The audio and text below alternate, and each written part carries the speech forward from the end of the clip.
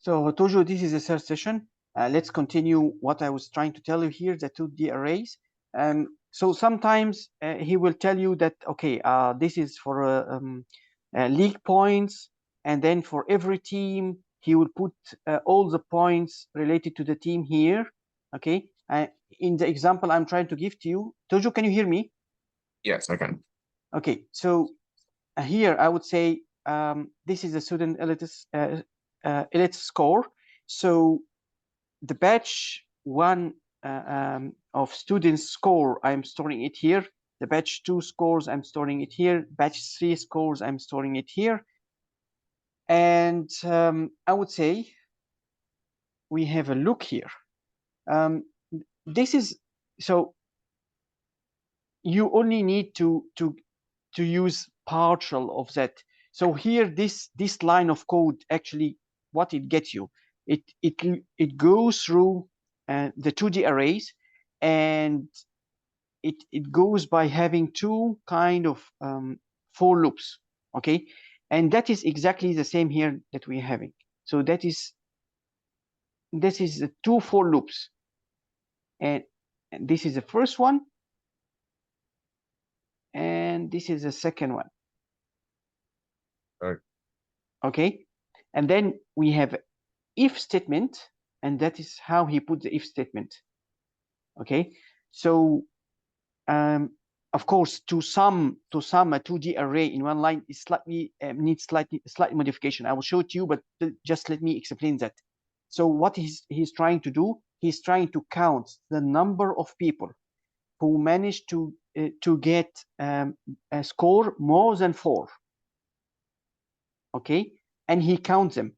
So more than 4, and so for everyone that so for every student who got more than 4, he will add 1. So that adding using the sum function, okay, it's slightly complicated.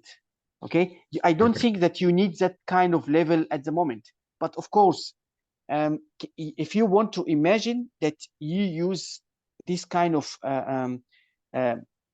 instead of writing 4 or 5 lines, you're able to just write it like that. So that is how you add the sum.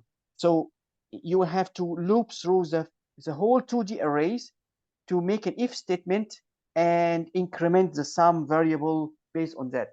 But you're able to just do it simply in one line. So let me go up here just to explain to you how sum works in the let me see here.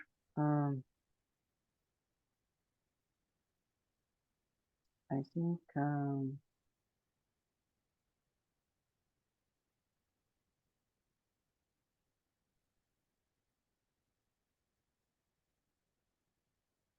that's slightly different, but I would say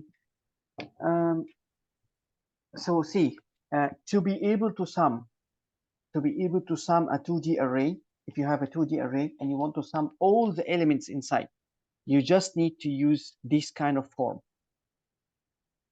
Okay, again, we have 2 for loops, one for the row and the second for the column. But just bear with me. Here we call it an element. We can write also column, it doesn't matter. Okay, so element inside row, and so for every row it's just a typical 2 for loops, right? And then it will get that element, it will sum it here. So if I change the name here, instead of element I use column, I have to use the keyword column here. Does this make any sense to you? So that will sum, that will replace 3 or 4 lines of code just in one line. Okay, and what if you want to do it also with minimum and max? So you need to do exactly the same here.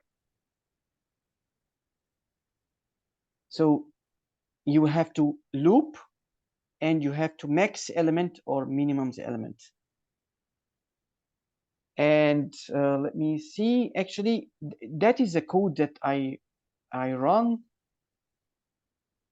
So I think you have seen something like that just now in my code. I use 2 for loops, and I fill in the array with random numbers between 10 and 50, and that is the printing. I printed the 2D array. So this is the first row, the second row, and so on. And yeah, so after that, I use this kind of for loop. I loop through the array to get the minimum and maximum. Does this make sense so far? Yes. You understand it 100%? Yes. Okay.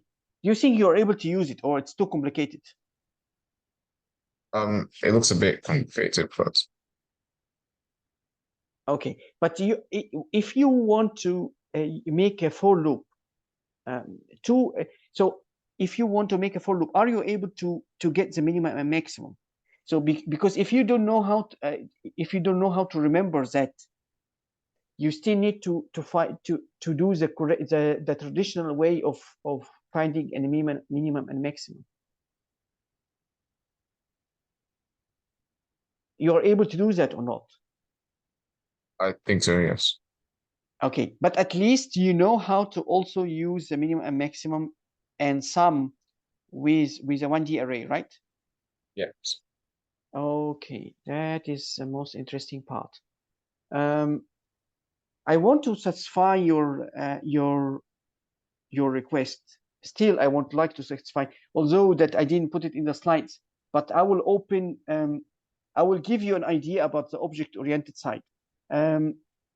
Although I still need to make sure that we both have a synchronous understanding of what's your current level. So I wanted to test you with one example from the exam that goes through a 2D array. But I will satisfy your request first, and then if we have a time, then we can go through this exam question. So let me stop sharing here, and then I will get the file here.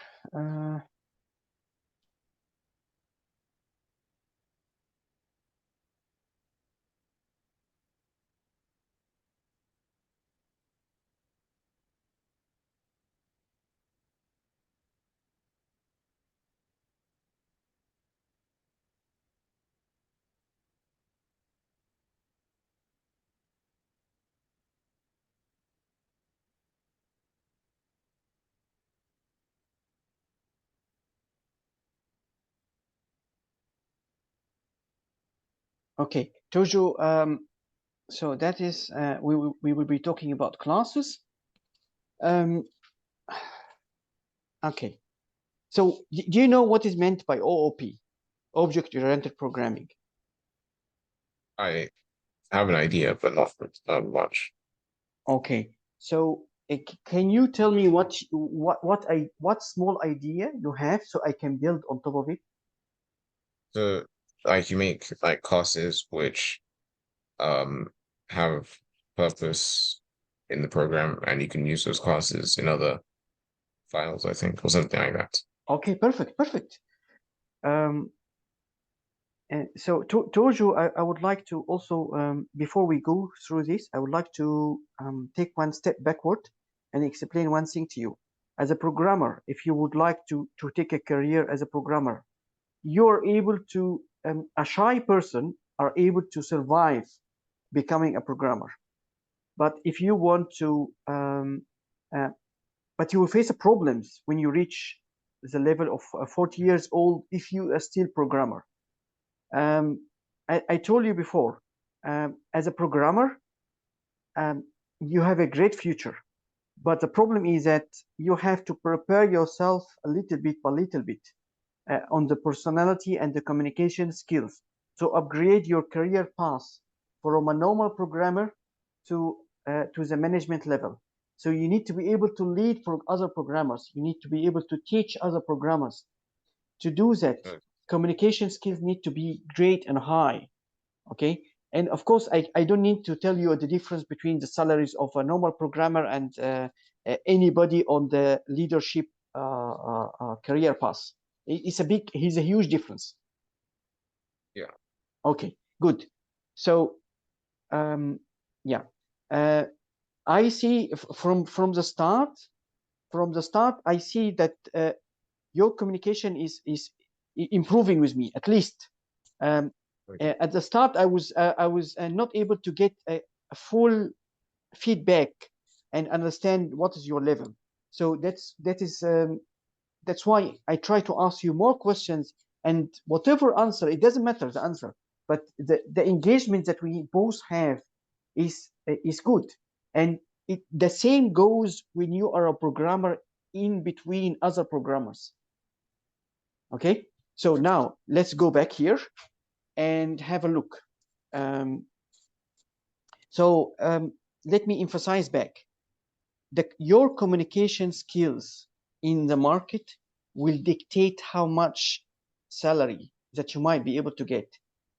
At the start, this might not play a role, but when you move from a fresh to a slightly higher level, this will really make a big difference. Okay, so now let's go back.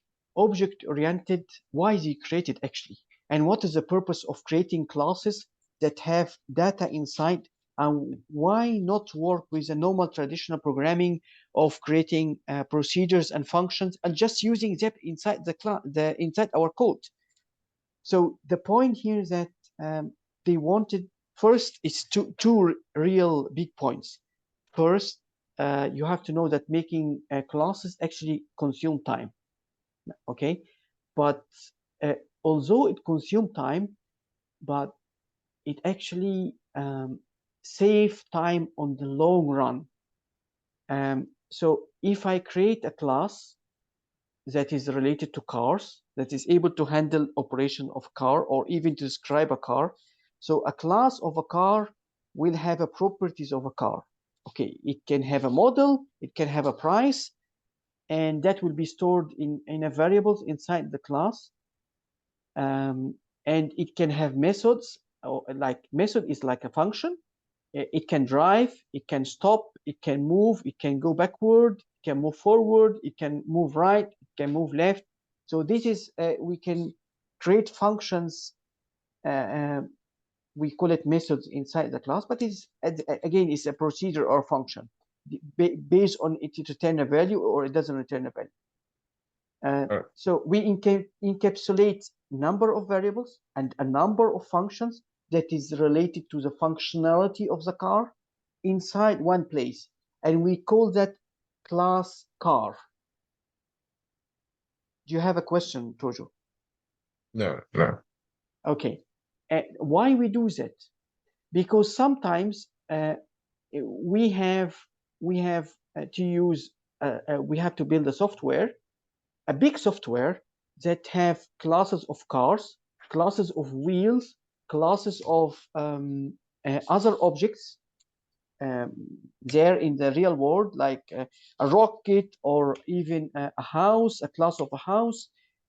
We can use it from one software, and then we find that we need to rewrite and that exact software again that use classes and of car, of houses in another software project.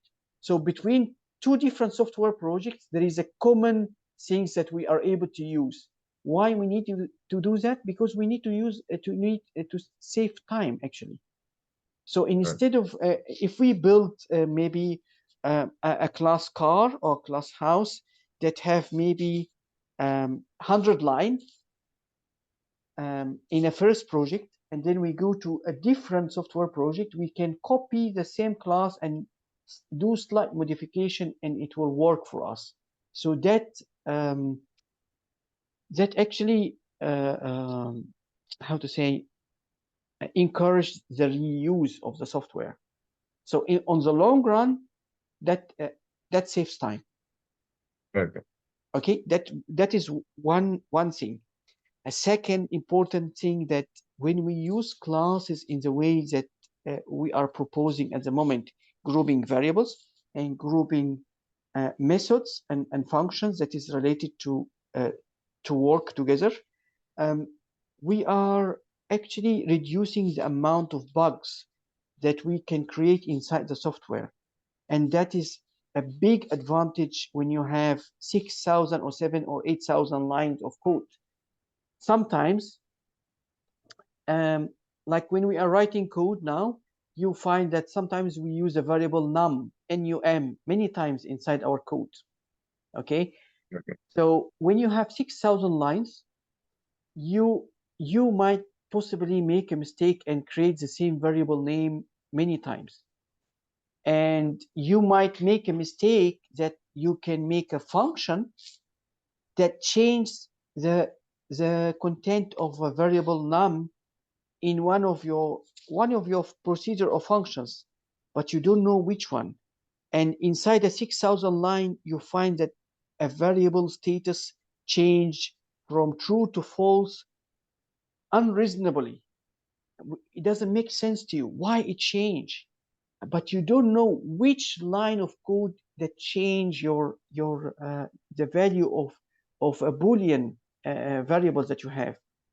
So sometimes they call the status variables flags, and then you have a flag that turned from true to false.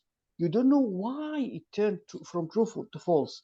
You try to put many print statements you want to monitor, but you cannot find. So the solution for this kind of things is to limit the amount of functions that have access to this flag. How we can do that? By putting it inside a class.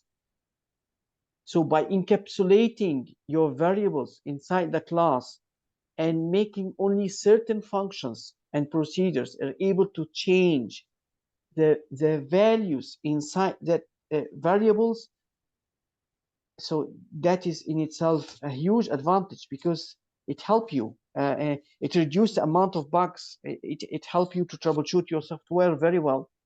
So a class is just a blueprint. It is same when we define a function. Do you know what is the difference between a function definition and calling a function? Do you know what's the difference? No. So this is an exam question, actually. So a function is just a blueprint. You define what the function do. You define it only one time. You say, okay, function, do this functionality. It add two numbers, it subtract two numbers and return the result. And the calling a function is calling that blueprint many times as much as you want. You only define what the function do once, but you call it thousands of times, but you only define it once, right? Yes. So a class is a blueprint. An object is how to say, is I would say, okay, let me put it no, is slightly different from functions. So a class, I would say, I can create a class of a car, and that is a blueprint. So you know, in reality, we have BMW cars, we have Mercedes, we have Fiat, we have many types, right? So yes. So when you create a class in your mind, you create it general. So it doesn't, you don't give it a specific details. So inside it, yes, you can put inside the class, you can put variables for the price, for the model, for the manufacturing date. But object actually is a real building. You build the real class from inside the object. So you say, I want to create an object of BMW from the type class. So we are able to create variables of type integer, right? We are able to create variables of type float or of type string. So we are able to create objects of type of the type class. So if you create a class car, you're able to create a variable of type car, a variable of type house. Okay, so object is when you take the step to create out of the blueprint a real object. You give it a real data. So we call that an object. Let us have a look here. So inside the class, we have variables. We call that inside the class attributes. They are normal variables. You can be here in this case, he's defining. I should have explained that to you here and give to you. So he is defining here a player, and he's giving here. He's creating variables inside the class. He created a player name, X position, Y position, width, and height. So all this is variables, and this is variables of the normal types that we know. Same like, okay, player name typically will be a string. X position, it could be an integer or even a decimal point, which is a float. Okay, width and height most probably will be also either a decimal point, which means that it's either a float or an integer. Does this make sense to you? Yes. Okay, so this is attributes, and then we have methods.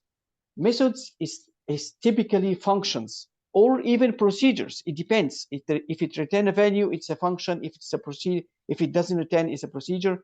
So again, a player can do collusion. It have movement. We have a store calculation. So this is functions that is related to the object that we are trying to create. So maybe we are trying to create an object here for a player. So that is function that is related to that. So again, he's explaining here what is the difference between a class and an object. Like I told you, a class is just a blueprint. If you are creating a class for a house, this is a blueprint of it. You specify every single detail about the house. Okay, but an object is when really you create out of this class a real object, a real thing in the real world. You give it a real data. Here, you're talking only abstract.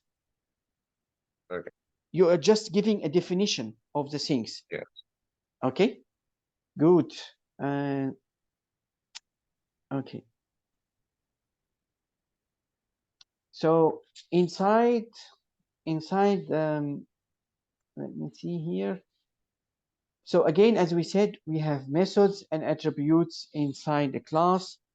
And inside the class, we can make our functions public or private. And we can make our attributes public also or private. Did you hear before public or private in other programming? Do you know what's the difference between them? Public means that it can be accessed anyway. Yes, and perfect. Yes. And private is only in the class. Okay, inside the class. Perfect. Yes.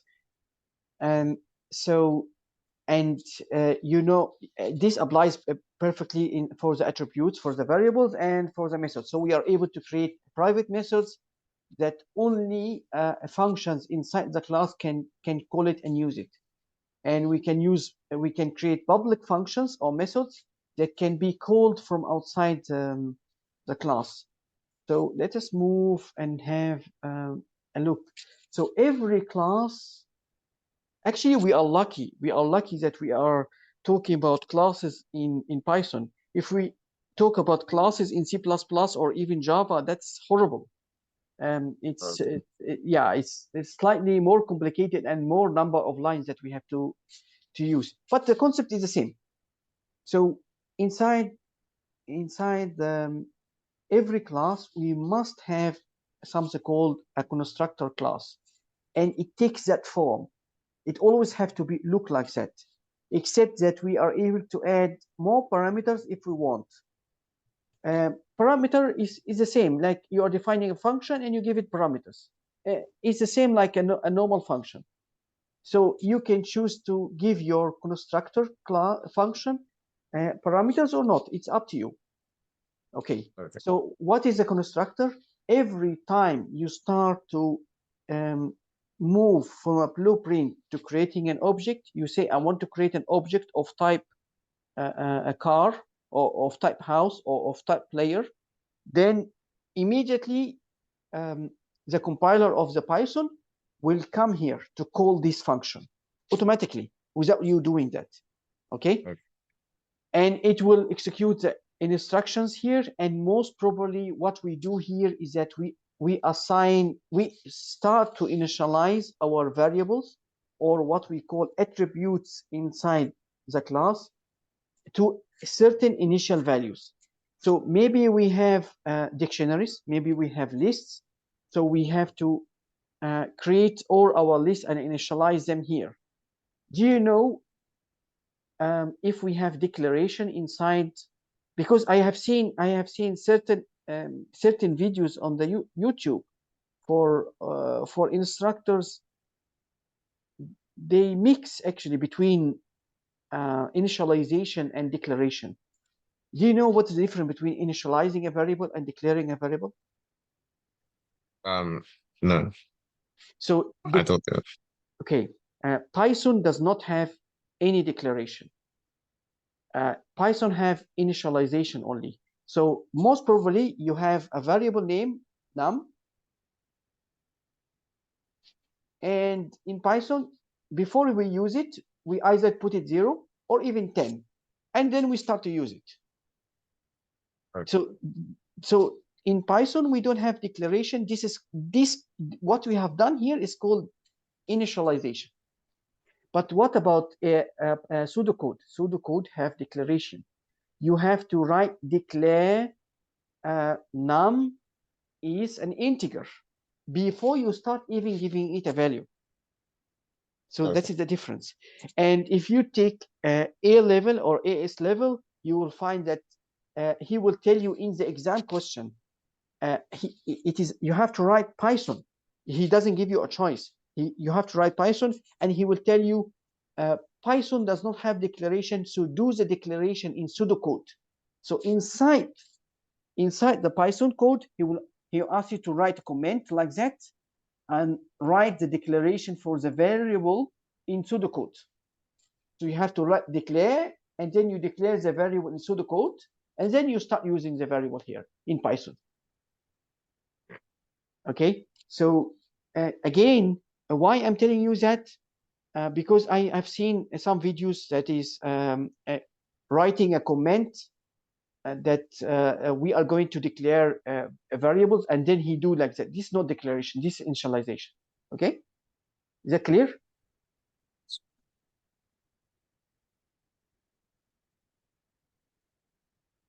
Okay.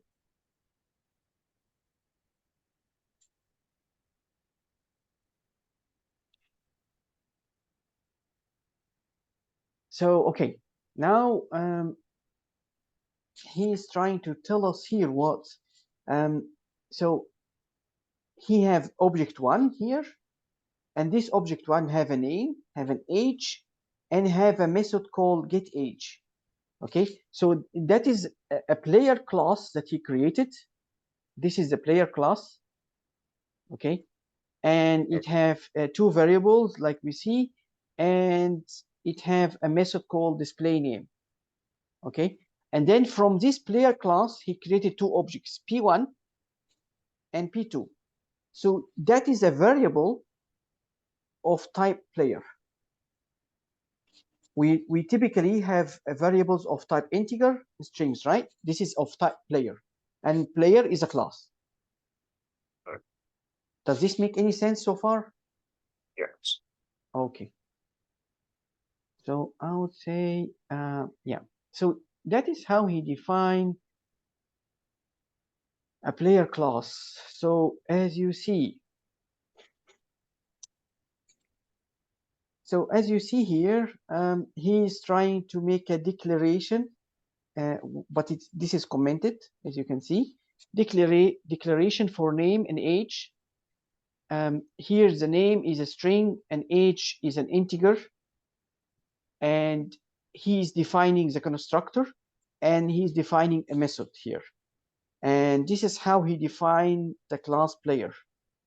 Okay, so when he's initializing and initializing the class through the constructor, he have to, not he have to, it's an optional. You can pass parameters or you cannot pass, it's up to you. But most probably you really need to do that when you are initializing the class.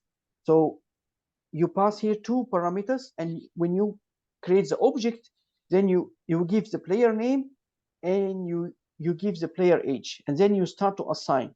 When you use self.name and self.age, you are telling that this I'm creating by doing this, I mean by calling the variables in this way, you are creating a variable name inside the class, and you are creating a variable name age inside the class. In this case, both of them is public. Okay, and you are assigning the variable from, tell me, Tojo, you are telling something? No, I said okay. So you are assigning the value that the user give when he is creating the object to that variable. Okay, in other languages like Java or C++, you really have to create something here. You really need to create a name, and you need to initialize, declare it like that. But here in Python, we don't have to do that. He just used the short term like that, self.name, self.age, and even if you use a list, also you have to use self.array, and then you have to initialize it here. If it is an array, you say self.array, for example, like that, and then you need to initialize it, even if you initialize it to empty, or even if you remember from before, if we want to create initialize it to 10 positions, so an array of length 10 that contain only zeros. So we can also do this here like that. Okay, does this make sense so far? Yes. Okay, so what is he doing here? Why he need to use a function to actually get the name back? Because he want to reduce access from outside the class to the variable name. And he will do that with all the variables here. And as I told you, this is very important. I have seen that with my eye. I wasted days trying to troubleshoot a problem of a variable that changed name. And I couldn't figure out who is changing the variable content. So only when you do something like that, then you are able to know, oh, I can limit who is able to change the content of the variable, who is able to access. By doing this, actually you are separating. So the people outside the class are able to get the content of the name, but they don't have the right to change the content of the name, because this function is only returning the name, but it does not allow you to change the content of the name. When do you change the content of the name, or even decide what is inside the name? When you are constructing the class or the object. When you are creating a player P1 and player P2, you are deciding what is the name. Other than that, nobody else is able to change the name. Did you get my point here? Yes. Okay, that is excellent. Do you know how many % of what I said do you know from before? Maybe like 10. Most of this is new. Oh, okay, only 10%. Okay. So see, that is how he create an object from the player class. So in the previous slide, we created a class called player, okay, that takes name and age. So, and that is how he is not declaring a variable. He is initializing a variable, okay? Because we don't have declaration in Python, right? So this is P1 and this is P2. This is 2 different variables with truly different content. So also, if you think about it, you save time. Can you imagine that you are able to create thousand variable of type player? And if you think that this player have now only two variables, you don't need to declare or initialize. So this player have two variable inside, name and age.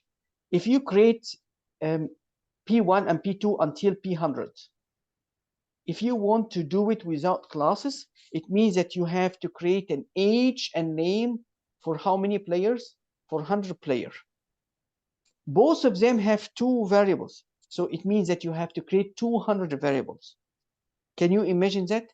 Can you imagine the time that you save if player have, instead of two variables, it have 10 variables inside?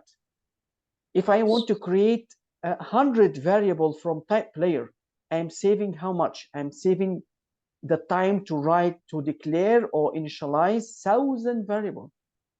That is a huge amount of time. I'll just write one line with whatever variables I need to initialize here, and that's it. Okay. Okay, you got that? Yes. Okay, so now, see, once you have created a class so you create an object of the class player and you call it P1. So P1, we said that it have a function. We call it a function because it is returning something. So it display a name. So this display name, if I call it, it will go to the variable inside the class that is storing the name, and it will return it to me. And then I'm able to store that in a variable like that. And I'm able to print it out. So temp1 will print ghost, and temp2 will print ninja. Does this make sense to you so far? Yes or no? Yes. Perfect, perfect. So, and Tojo, we have 2 minutes remaining. Okay. I truly like feedback. This helps me to plan ahead for you. So now, yes, I will give you classes and object-oriented like what you requested. I have no problem with that. But I still see that there is a small touch that I can still contribute to for you when you're answering questions, just to validate what you have done. Is that fine to you, or you would like me? If you ask me to focus only on object-oriented, I will do that. But as a teacher, I see you have a small touch that need to be. I need to confirm that everything is fine with you when you answer questions. Do you agree with me or no? No, I agree. Okay, good. So I'm sorry, I will still try to give you more exercises until I confirm that your intelligence, you're able to put it on the paper. You are a smart guy, and I can tell you that you are more smarter than other students in the college in US that I'm teaching. So, Guy, you will have a good future. Just keep moving forward what you are doing. Only small touches here and there, and then you will be perfect. Okay. Okay. So do you have anything you want to tell me before we finish that? No. Okay. Take care. Thanks a lot for your time. Thank you. Bye. Okay. Bye-bye.